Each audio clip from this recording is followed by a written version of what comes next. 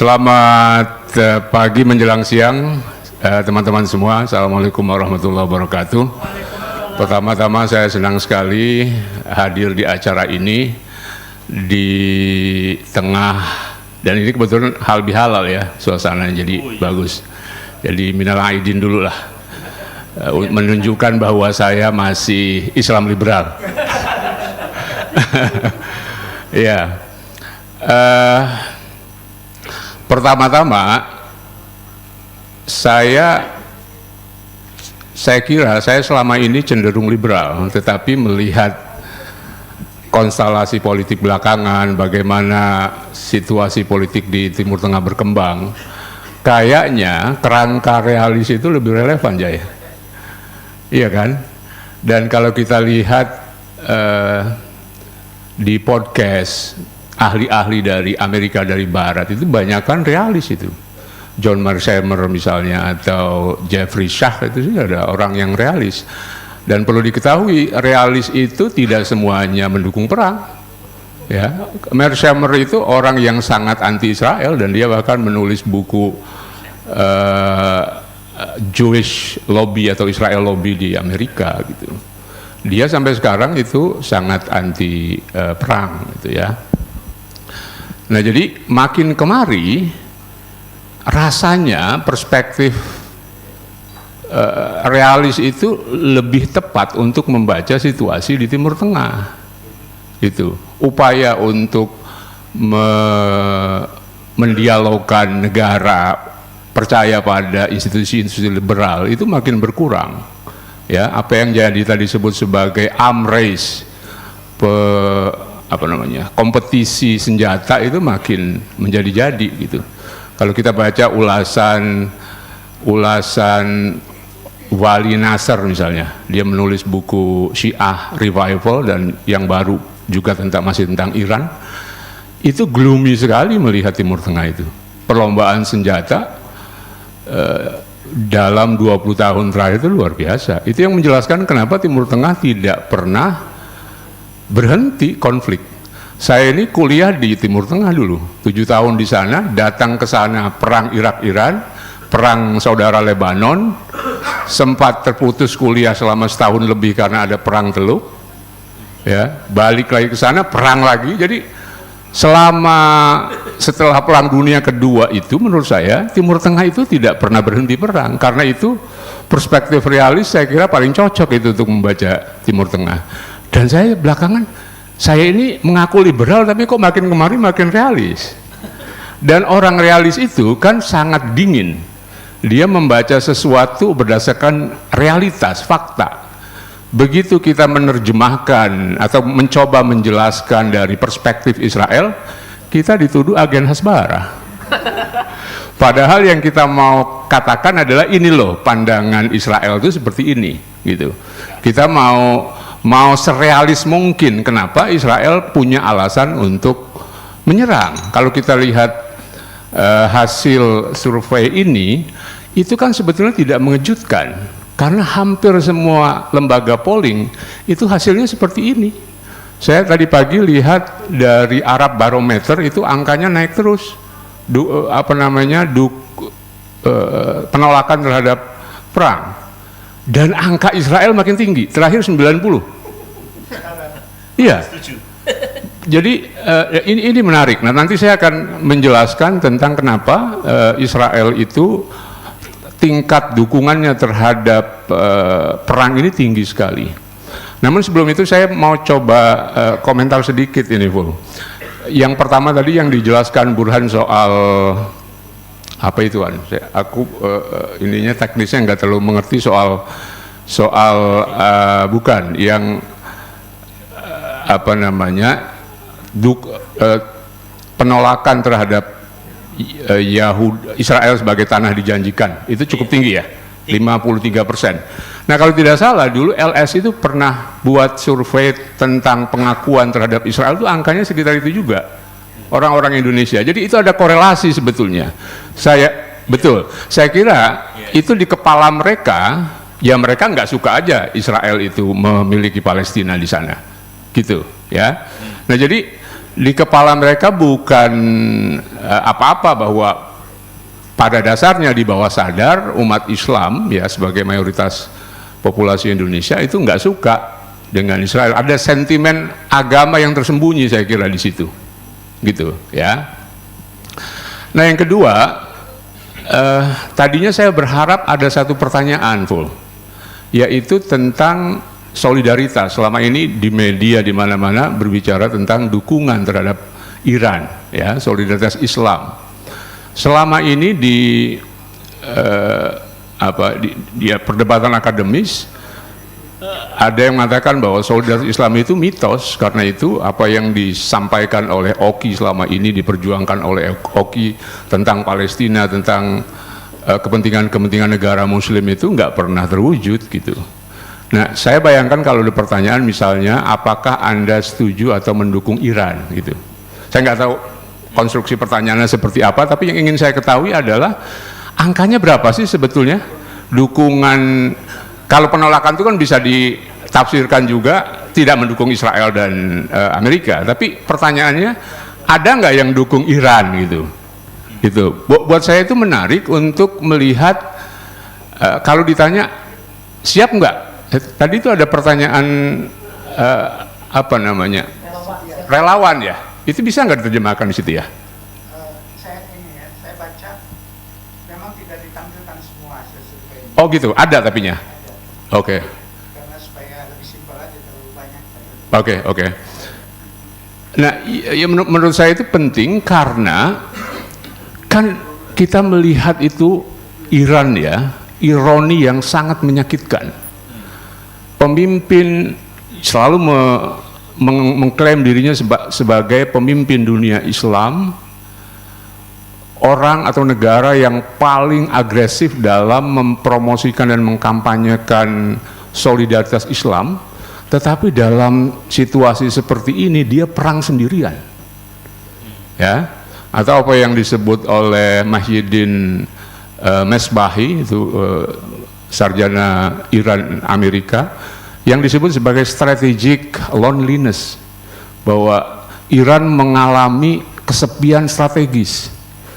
Ya, kesepian strategis itu dibentuk oleh dua situasi, baik secara alamiah itu secara geografi, secara kultural, secara agama berbeda. Secara Iran itu negara Sunni dikelilingi oleh negara-negara Arab atau negara-negara Muslim yang Iran itu negara Syiah dikelilingi oleh negara-negara Arab atau negara Muslim yang Sunni. Itu adalah yang disebut sebagai strategic loneliness by default, secara alamiah seperti itu. Tetapi sejak 1979 kata Mesbahi, Iran juga bukan hanya terisolasi secara alamiah, mereka juga by design, secara rencana, akibat dari ideologi revolusi Islam yang dicanangkan oleh Imam Khomeini. Jangan lupa, salah satu pidato pertama Imam Khomeini adalah ingin mengekspor revolusi Iran, ya, ingin mengekspor revolusi Islam keluar Iran. Kata dia, kutipan yang sangat terkenal, bahwa revolusi itu jangan berhenti di perbatasan Iran, dia harus dikeluarkan dari Iran, harus disebarkan seluas mungkin. Dan ini yang kemudian menjadi fondasi kebijakan luar negeri Iran, ya. Ini yang membentuk strategi loneliness tadi. Nah, salah satu resepnya adalah dengan apa yang disebut sebagai pertahanan ke depan, forward defense, yang itu bentuknya adalah milisi-milisi di banyak negara, ya. Iran membangun Hizbullah di Lebanon misalnya, membangun atau mendanai kelompok-kelompok di Irak. Sebetulnya yang pertama itu di Irak, setelah perang Irak-Iran selesai, kaum Syiah di Irak bangkit, dan itu adalah simpul pertama dari apa yang oleh Raja Abdullah sebut sebagai Syiah Crescent, bulan sabit Syiah, ya. Raja Abdullah itu sebetulnya adalah peringatan yang sayang sekali itu diabaikan oleh Iran, dan Iran setengah mencibir sebetulnya, mengatakan bahwa itu Raja Abdullah sedang memainkan sentimen Sunni Syiah. Sebetulnya dia khawatir bahwa proksi-proksi yang dibangun Iran selama ini, baik di Lebanon, di Yaman, di Suriah, di Irak dan lain-lain, itu mengancam dan membuat negara-negara di sampingnya itu tidak tenang, ya. Negara-negara tetangga itu yang menjelaskan kenapa Iran sekarang berperang sendirian. Nah, ini ada kaitannya dengan solidaritas tadi.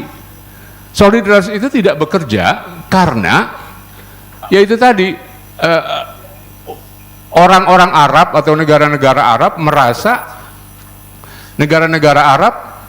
ngapain bantu Iran kalau selama ini mereka berbahaya buat saya, gitu, ya. Jadi selamat datang Mas Jeki. Jadi apa yang Iran selama ini anggap sebagai pertahanan, ya, forward defense buat Arab Saudi dan beberapa negara Arab lainnya, itu justru ancaman. Itu yang menjelaskan kenapa sekarang Iran berperang sendirian, karena solidaritas nggak bekerja di situ. Padahal Iran orang atau negara yang paling rajin berkampanye tentang solidaritas Islam, ukhuwah Islamiyah.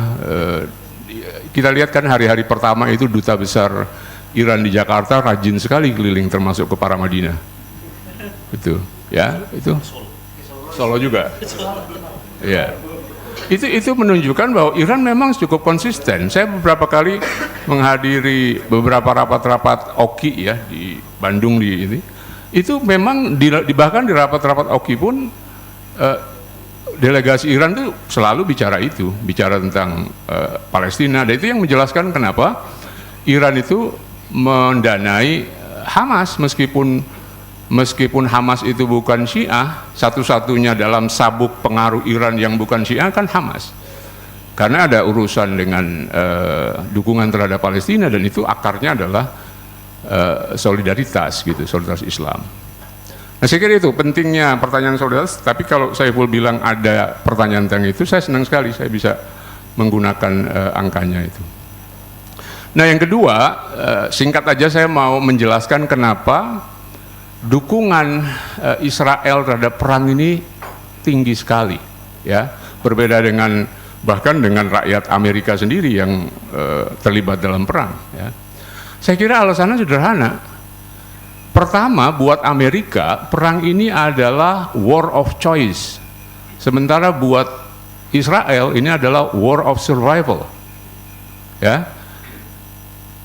Rakyat Amerika merasa ini pilihan aja, kita mau perang punya pilihan lain, gitu loh. Jaraknya pun secara geografi jauh banget, gitu. Nah, tetapi buat Israel yang dikepung dari penjuru dulu, kalau kalian lihat peta Israel dengan negara-negara lain itu kan kecil sekali. Israel itu luasnya cuma 22.000 km persegi, sementara dari Yaman ke Maroko itu 13 juta kilometer persegi, besar sekali, gitu. Nah, kalau warga Bahrain, Uni Emirat itu sikapnya seperti apa? Ada datanya? Datanya secara umum, ya, kalau itu publik, ini kan gini. Mereka diserang Iran. Secara umum cukup tinggi sih masih, ya, penolakan terhadap masih nolak. Memang Arab ini ada istilah public hostility and elite pragmatism, gitu. Istilahnya itu dalam survei selalu begitu, yang terkait dengan Israel, yang terkait dengan Barat, publiknya itu hostile terhadap Israel, tetapi elitnya itu pragmatis banget. Dalam situasi apapun di Arab seperti itu, survei-surveinya, gitu, ya. Sampai mana tadi, Ivan? Lupa saya. Iya. Nah, jadi yang pertama, Israel itu kenapa dukungannya sangat tinggi? Jangan lupa, perang ini masih ada kaitannya dengan peristiwa 7 Oktober 2023. Saya selalu mengatakan, kalau tidak ada peristiwa 7 Oktober, nggak akan ada terjadi pembantaian di Gaza, tidak akan ada terjadi Iran, gitu. Nah, Israel ini kan sudah lama sekali ingin menghantam Iran. Kalau Anda percaya dengan teorinya Graham Allison, Thucydides trap, bahwa the rising power itu akan selalu dimusuhi oleh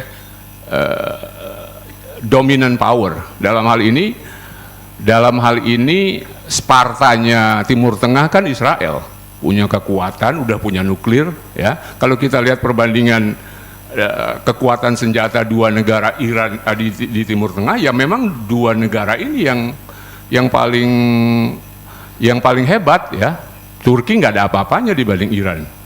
Iran itu satu-satunya negara selain Israel yang bisa meluncurkan satelit langsung dari negaranya, gitu. Cuma dua negara di kawasan Timur Tengah, bahkan Turki tidak memiliki itu, gitu. Nah, jadi kalau kita pakai kerangkanya Graham Allison, Israel merasa cemas bahwa rising power ini suatu saat akan mencelakakan mereka, dan itu sudah terbukti pada tanggal 7 Oktober 2023, gitu. Dan ini masih terus kan, begitu ada peristiwa itu Israel kalap, dan kita tahu kok dampaknya setelah itu. Gaza jadi hancur, Hizbullah sekarang kocar-kacir, ya. Nah, langkah berikutnya adalah karena simpul-simpulnya sudah hancur, tanggung.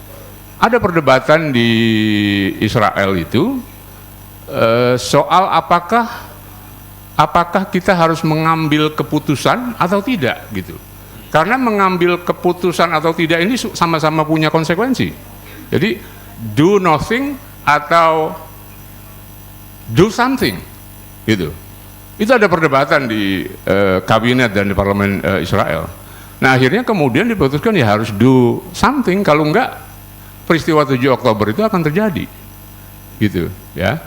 Di sebuah grup saya bicara, kita diskusi, saya kira ada beberapa teman ya di sini mungkin satu grup dengan saudara Pilis Permonte dengan lain-lain, yang dia mengatakan bahwa keputusan serangan di Amerika dan Israel itu karena dipengaruhi oleh apa yang disebut sebagai groupthink, ya, dalam studi psikologi itu yang disebut sebagai groupthink.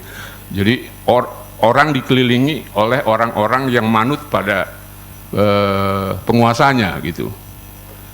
Nah, menurut saya itu tidak terjadi groupthink di Israel itu. Di Israel itu bahkan di Mossad itu mereka menaruh devil's advocate di dalamnya agar jangan selalu jangan selalu nyaman dengan situasi. Karena begitu mereka nyaman dengan situasi, sesuatu tragedi itu terjadi. Nah, itu yang terjadi di dalam peristiwa 7 Oktober, ya. Mereka tidak mau lagi itu terulang. Karena itu sekarang harus preemptif, harus menyerang duluan. Dan windows of opportunity-nya tuh sedikit sekali, kecil sekali. Kenapa kemudian aksi untuk do something itu dilakukan? Kalau kita tidak menyerang sekarang, jendelanya sudah tutup dan Iran akan besar lagi, gitu.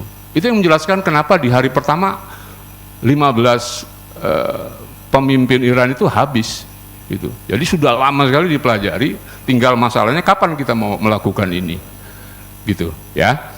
Itu sesuatu yang real. Dan jangan lupa Israel itu adalah satu-satunya negara yang demokratis di Timur Tengah. Artinya apa? Salah satu konsekuensinya adalah informasi begitu bebas dan warganya itu bisa punya akses setiap kali perkembangan perdebatan di Israel. Dan jangan lupa di sana itu yang kelompok kiri anti Zionisme juga cukup banyak, gitu loh, ya. Meskipun belakangan agak kurang populer dan mereka kasihan sekali, kelompok kiri makin terdesak karena mereka dianggap sebagai hating Jews dan juga dianggap sebagai pengkhianat dan seterusnya. Tapi biasanya demokrasi di Israel itu bekerja sehingga masyarakat itu punya akses terhadap informasi cukup baik, gitu, ya. Nah itu yang menjelaskan kemudian kenapa hasil surveinya seperti itu. Mereka selalu diupdate bahwa kalau kita tidak menyerang sekarang, maka kita akan diserang dan peristiwa 7 Oktober akan terulang lagi. Dan sikap atau kebijakan luar negeri Israel itu salah satunya memang preemptif. Jangan lupa perang 1967 yang dimenangkan Israel secara cukup telak itu preemptif mulanya. Jadi preemptif itu diadopsi sebagai kebijakan resmi Israel, dan itu rakyat Israel semuanya menerima itu, bukan sesuatu yang harus dikutuk, tetapi itu bagian dari strategi negara gitu. Itu yang menjelaskan kenapa, apakah Anda setuju perang? Ya setuju, karena ini bagian dari sesuatu yang sudah jelas gitu. Saya kira itu aja, Saiful ya, sebagai pembuka. Terima kasih. Assalamualaikum warahmatullahi wabarakatuh.